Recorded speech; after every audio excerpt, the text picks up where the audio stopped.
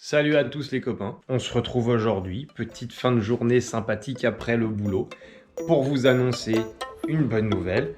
On remonte enfin ce putain de moteur.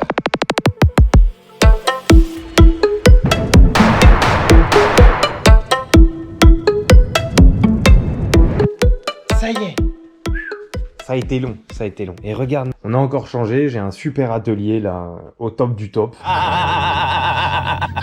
Cette petite beauté, cylindre neuf, hein, il sort de traitement Nicasil.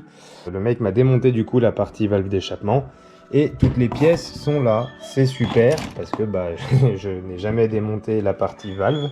Je vais me servir du site Pièces Suze sur lequel vous avez en fait les schémas d'absolument toutes les parties de la moto. Ça va être super utile et pour reconstituer la boîte de vitesse et là la partie valve d'échappement. Bon, j'ai pas filmé parce que c'est une partie très chiante, mais j'ai déjà pu nettoyer voilà, les plans de joint, dégraisser un petit peu, nettoyer un peu les roulements, sachant qu'il y a un roulement que j'ai reçu qui va être à changer.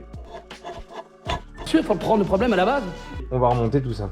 Ça fait déjà une vingtaine de minutes que je suis sur le sujet, tu vois. J'ai trouvé, alors je vois rien avec la GoPro parce que c'est de la merde dans l'obscurité. La position de la valve, en fait, déjà, elle n'est pas du tout identique à ma valve, elle n'a pas la même forme.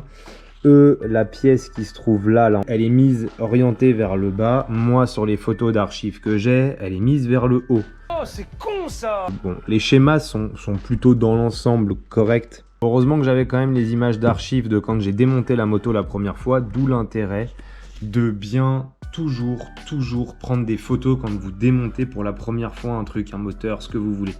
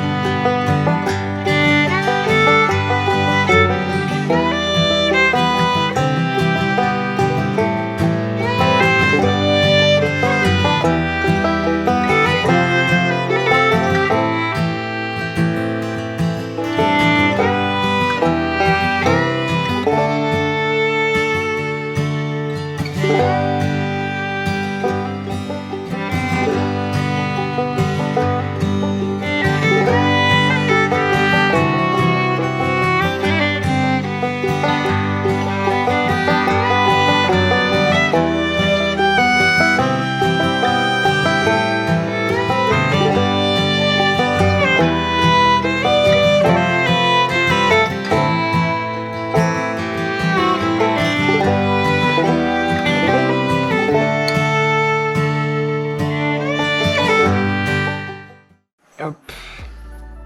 Ok, c'est bien dedans. On est tout bon. On est tout bon, les amis. Bon, on va en rester là pour ce soir. Hein. Là, on va extraire le roulement qui se trouve là, le gros. Et on a un roulement de boîte. Celui-là, tu vois, qui croustille beaucoup. Mais là, comme ça. Et voilà. Coup de la massette. Il se demande pourquoi je suis pieds nus. Parce que tout à l'heure, on a mangé un bon gros coup de grêle sur le buffet et que je suis sorti sauver mon pare-brise de voiture. Je me suis retrouvé un peu mouillé et j'ai pas de chaussures là de rechange puisque je suis pas chez moi.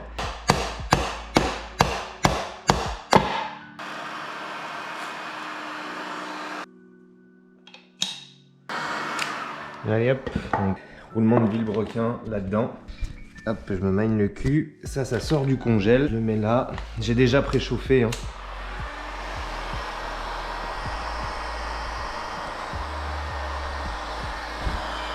Une fois que ça y est, t'as assez chauffé, tu prends ça. Et bah voilà, il est rentré tout seul, tu vois. Bah ça rentre comme papa dans maman. J'ai même pas eu besoin d'outils spécialisés. La dissuasion. Normalement ici il y a les petites vis avec les deux petites pattes de fixation là qui permettent de maintenir en fait le roulement et je me tâte à les mettre parce que c'est ce qui a cassé quand j'ai démonté j'ai ouvert l'écarter. J'ai eu l'information via le professionnel avec qui, chez qui j'ai fait refaire du coup mon cylindre. Il m'expliquait que le vilebrequin en fait chez Suzuki, alors c'est bien sur un certain point mais c'est chiant sur un autre, c'est que tout rentre tellement au millimètre près, c'est tellement serré, et c'est un peu la conception, la fabrication chez Suze. Les dimensions font que les roulements se collent vraiment au vilebrequin et en fait ça finit par faire qu'une seule pièce. Donc le fait de mettre les petites pattes de fixation qui sont là, au démontage, En fait, le roulement va venir avec le vilebrequin.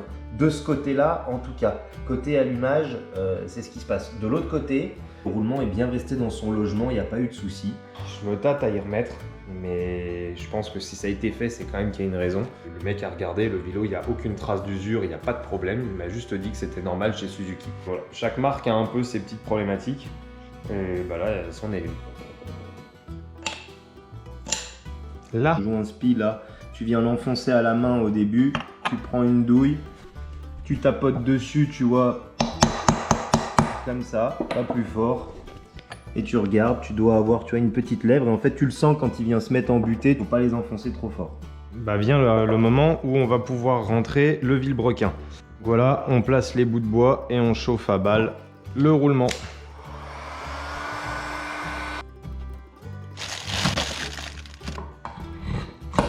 Et voilà. C'est pas beau ça. On se retrouve pour remonter et bah, toute la partie transmission, hein, la partie boîte de vitesse, entre guillemets, c'est le truc le plus pète-boule. Entre monter les roulements, monter la boîte avec toutes les petites pièces en fait qui viennent. Même si tu as mis tes petits élastiques qui te permettent à chaque fois normalement entre guillemets d'avoir le bon sens de montage, coulisser et les lever. Vous êtes venu foutre sur terre, nom de Dieu! Vous n'avez pas honte d'exister! Je t'incite cruellement à enlever tes élastiques et à vérifier ta pièce si elle est bonne, elle est dans le bon ordre par rapport à ce que tu as là.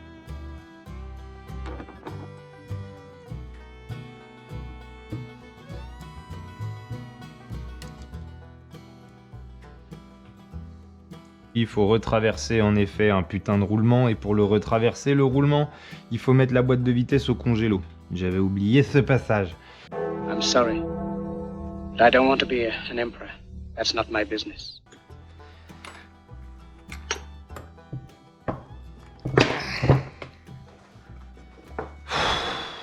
Putain, fallait qu'il se décale. Putain. Une seconde, ça a pris une seconde. Je découvre maintenant, seulement je commence à réaliser ce qui s'est passé. Je n'ai rien su faire. Putain.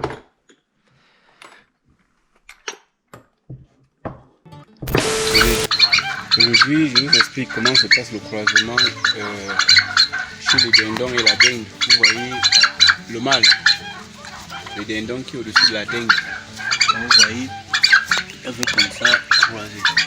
Petit nettoyage des disques d'embrayage. Super important en fait quand vous remontez vos disques de les nettoyer, donc bien nettoyer sa cloche, tout dégraisser.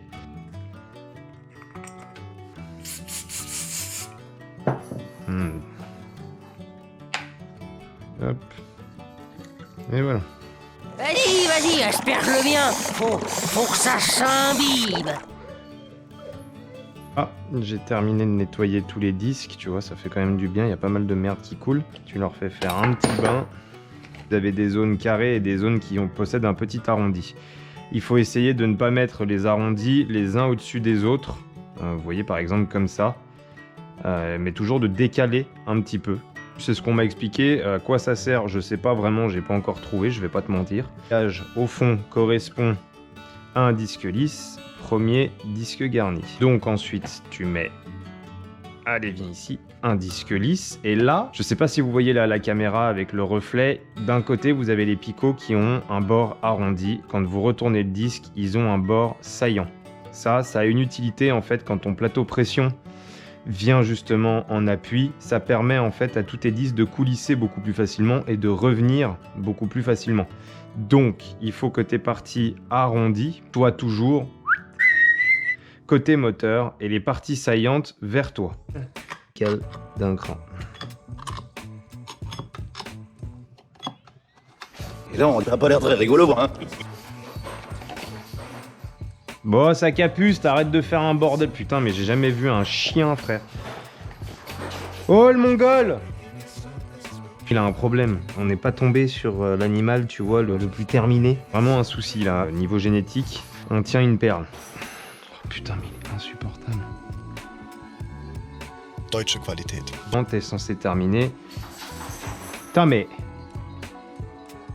Normalement, t'es censé terminer par un disque garni. Ton plateau pression se termine, lui, tu vois, en disque plein, donc disque garni au contact.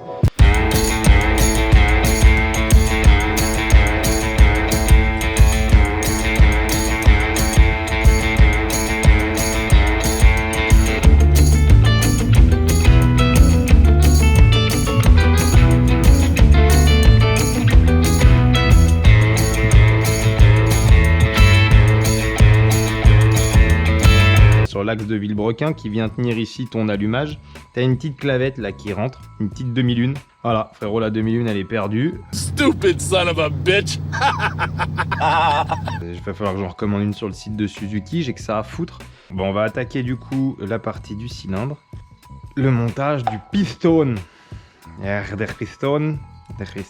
Deutsche Qualität. J'ai retrouvé une petite pièce là, vraiment le tout petit truc qui se trouve là dans le carton. Là. C'est une toute petite pièce, tu vois. Et j'étais là, putain, ça va où? Et dans les valves d'échappement, il y avait des petites pièces comme ça, mais en fait elles sont plus grandes. Donc j'ai redémonté, j'ai vérifié, tout est bien monté, j'ai rien oublié là-dedans. Et en fait c'est simplement des guides, tu vois, qui vont là sur le cylindre. Alors j'en ai un, je sais pas pourquoi il n'y a pas le deuxième qui normalement est là, à voir après. Ou alors il est, ah bah voilà, il est là. Très bonne analyse, super.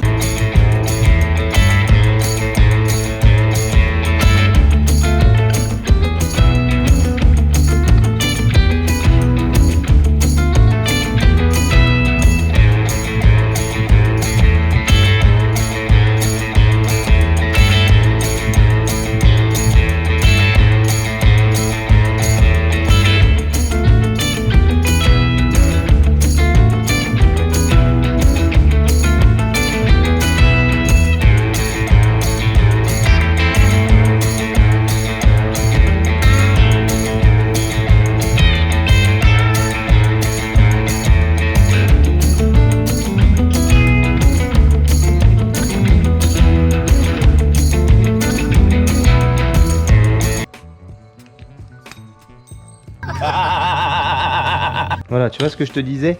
Cette petite saloperie là, ça peut partir à tout moment. Voilà.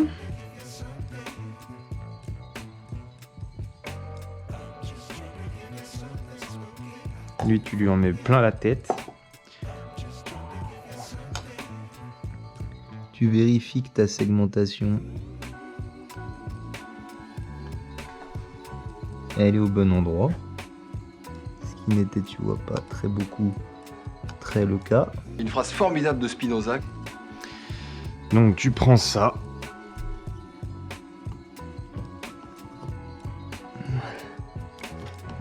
Voilà, ça va. C'est plutôt bien rentré. J'ai juste oublié de faire un truc.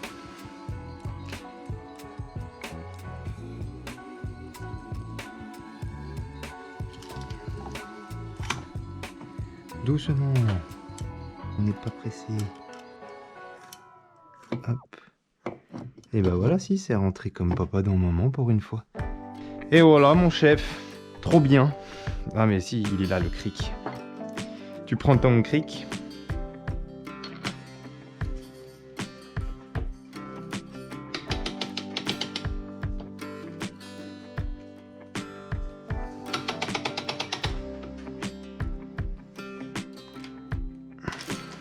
Progressivement partout. Hop.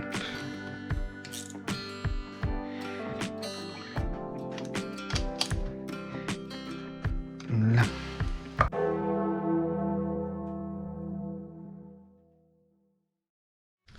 Bon, ça y est, on se retrouve pour la dernière étape.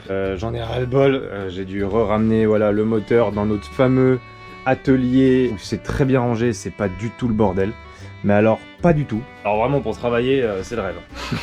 Bon, non, je déconne. C'est déjà pas mal d'être à l'abri. Bah voilà, je suis obligé de déplacer en fait les affaires, les outils. C'est un enfer. Et d'ailleurs, sur sa petite aparté, il va y avoir un projet vidéo là. Pour ceux qui adorent les projets qui avancent du style rénovation, fabrication, aménagement d'atelier, un gros projet qui arrive, qui va être au top. Je suis refait, normalement, si tout se passe bien, tout de suite après la moto, on va pouvoir attaquer. Ça va se faire en plusieurs épisodes, ça va être relativement long, vous verrez, je vous en dis pas plus, mais on va enfin pouvoir travailler correctement. Et ça, mec, c'est le rêve. Ce projet a une petite histoire, voilà, les vidéos vont pouvoir changer, il va pouvoir y en avoir plus, je vais pouvoir enfin bosser correctement. Bref, aujourd'hui, l'épreuve ultime, c'est de rentrer celui-là, là-dedans, dans le cadre. On remonte tout. Petit changement aussi, on vire la tuyauterie que j'avais achetée à l'époque, c'était du Samco. Mais ici, on a un souci, cette durite de radiateur en fait n'est pas du tout adaptée pour un 250 RM. Et pourtant, c'est bien un kit 250, hein, j'ai bien vérifié, je me suis pas planté. Elle forme bien la boucle ici, mais vous voyez l'attache du radiateur, du réservoir qui se trouve ici, en fait, forcément vient coincer.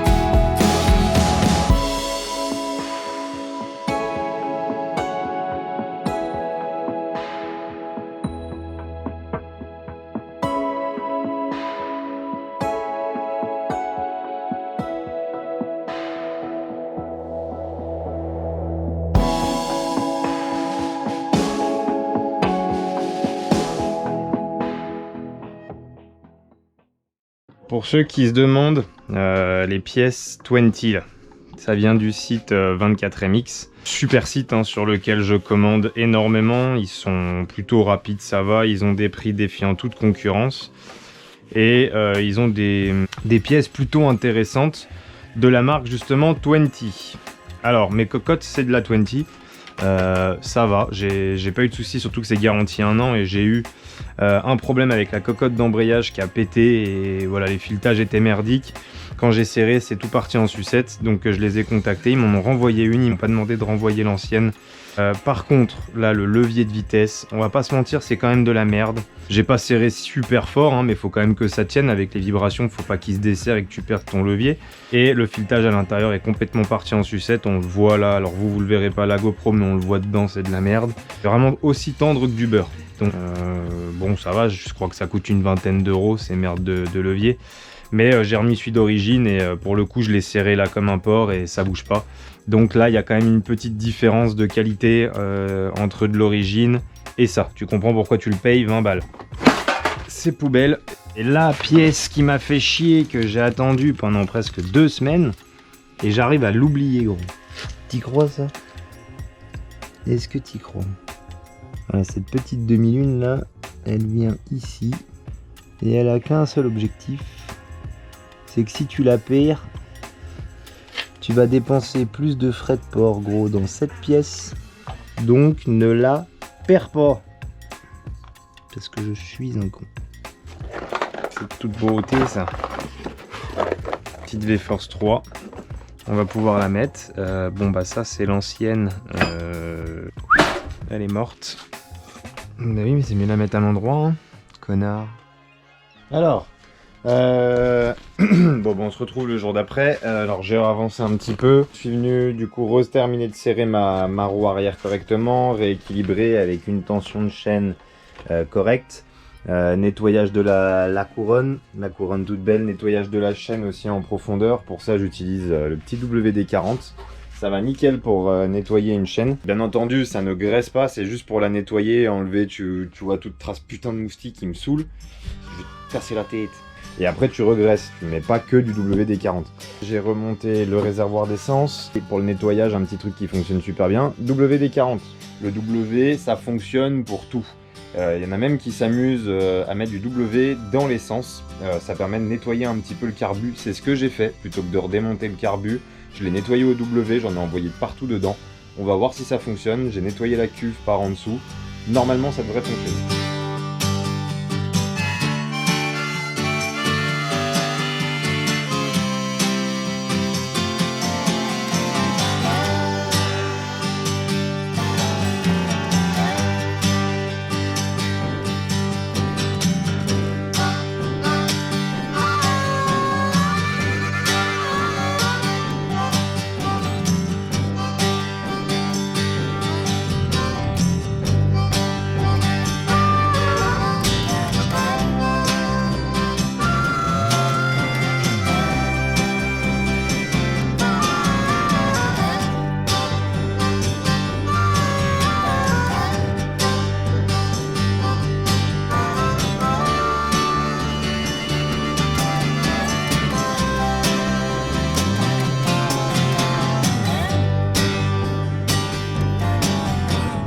faut éviter de prendre des liquides de refroidissement en fait avec du silicate qui est abrasif pour les moteurs en aluminium. Et comme une crosse c'est full aluminium, vaut mieux faire attention. C'est de la corrosion sur du long terme, hein. Pour une fois c'est pas bien méchant, mais sur le long terme c'est quand même pas le meilleur. Le jaune au final est celui qui est sans silicate dans les marques voitures. J'y suis pas encore. Donc là je pars sur un rodage, du coup je mets un peu plus, à peu près à 2,5. Là, merci Mix Test.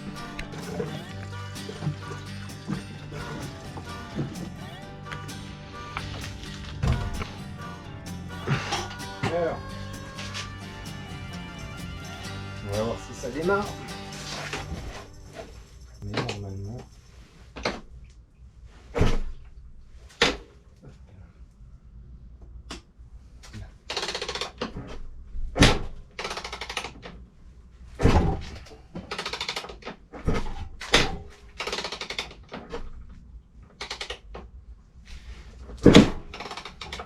Ouh, ça comprime déjà.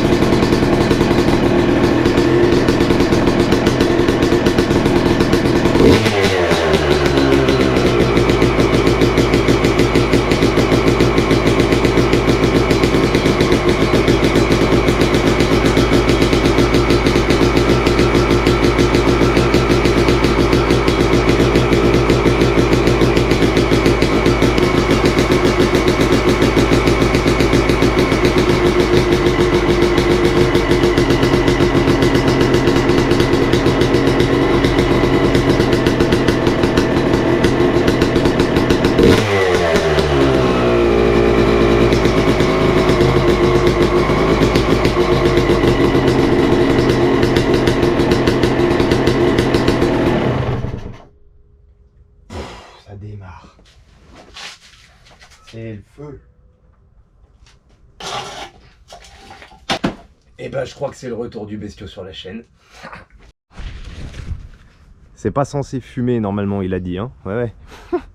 Aïe aïe aïe aïe, ça fait tellement plaisir de la entendre craquer mes mères. Alors bon, elle est trop riche, elle tourne pas correctement.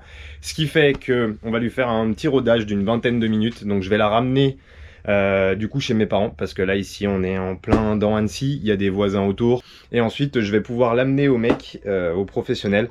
Il va me faire un réglage aux petits oignons du carbu. J'ai pas envie de faire de conneries, donc je préfère y laisser un pro, que la moto elle revienne, elle soit nickel. Et on est bueno. Bon, bah sur ce les amis, la vidéo elle s'arrête là. On repart pour de bonnes aventures avec le cross sur la chaîne et ça fait plaisir. Allez les amis, j'espère qu'en tous les cas vous avez bien kiffé cette petite vidéo. Moi je suis excité comme une puce là, excité comme une puce. Et on se retrouve très vite, il y a plein de vidéos qui vont arriver avec la moto.